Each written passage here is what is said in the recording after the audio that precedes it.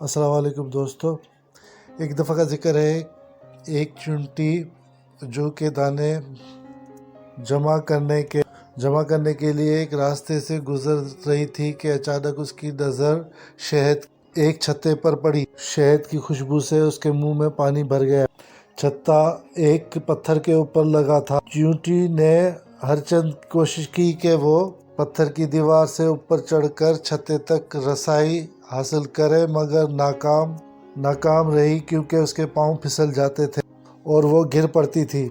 शहद की लालच ने उसे आवाज़ लगाने पर मजबूर कर दिया और वो फरियाद करने लगी, ए लोगों, मुझे शहद की तलब है। अगर कोई जवान मर्द मुझे शहद के छत्ते तक पहुंचा दे तो मैं उसे मुआवजे के तौर पर एक जौ पेश करूंगी। एक परदार चींटी हवा में उड़ रही थी। उसने चींटी की आवाज़ सुनी, उसे तनबिया करने लगी, देखो ऐसा ना हो कि छत्ते की तरफ चल दो, इसमें बड़ा खतरा है।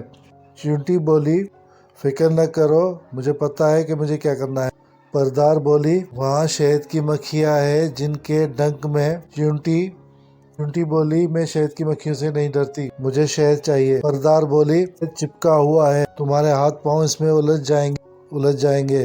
चींटी बोली, अगर यूं ही हाथ पांव चिपक जाया करते तो कोई शहद न खा पाता।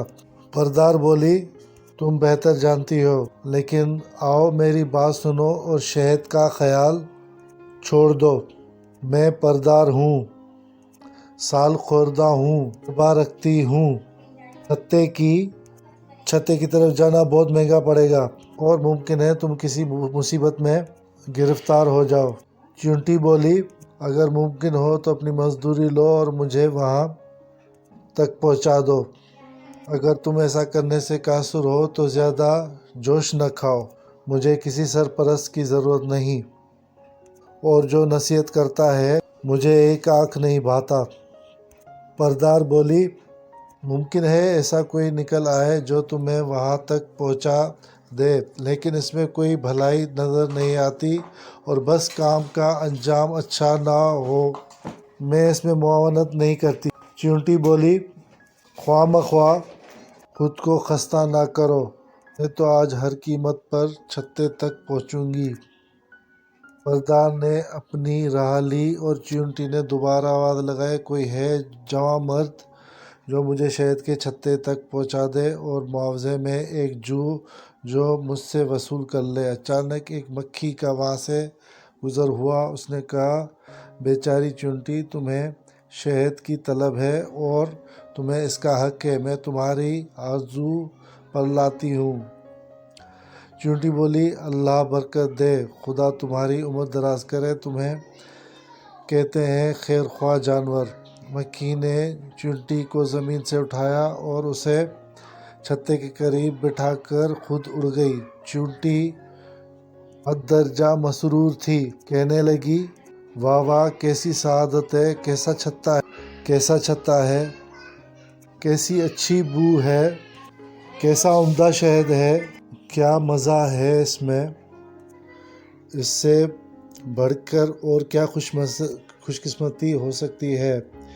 चींटियाँ किस कदर बदकिस्मत है कि गंदम और जू जमा करती रहती हैं और किस वक्त भी उनका रुख शायद छत्ते की जानिब नहीं होता।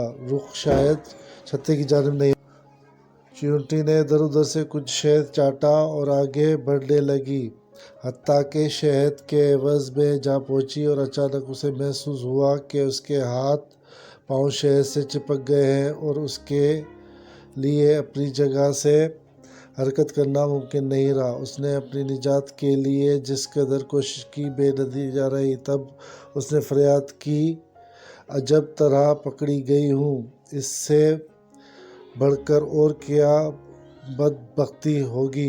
ए लोगों, मुझे निजात दिलाओ, कोई जवां मर्द मुझे निजात दिलाओ। है कोई जवां मर्द मुझे इस छत्ते से बाहर निकाले और मैं उसे 2 जौ इनाम में पेश करूंगी। पेशकश पहले थी 1 जौ, सो अब 2 की है। اس جہنم سے نکلنے کے لیے یہی سوجھی ہے۔ اس وقت پردار چونٹی اپنے سفر سے واپس آ رہی تھی۔ اسے اس حال میں دیکھ کر پردار کو بڑا دکھ ہوا اور اس نے فوراً اس کو مصیبت سے نکالا۔ پھر بولی، میں تمہیں سرزنش نہیں کرنا چاہتی، لیکن اتنی بات ضرور کہوں گی کہ زیادہ لالچ گرفتاری کا سبب بن جاتا ہے۔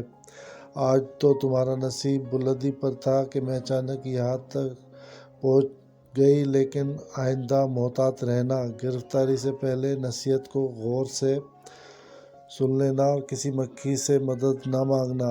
مکھی چیونٹی کی ہمدرد نہیں اور اس کے لیے چیونٹی کا خیر خواہ ہونا ممکن بھی کہاں ہے۔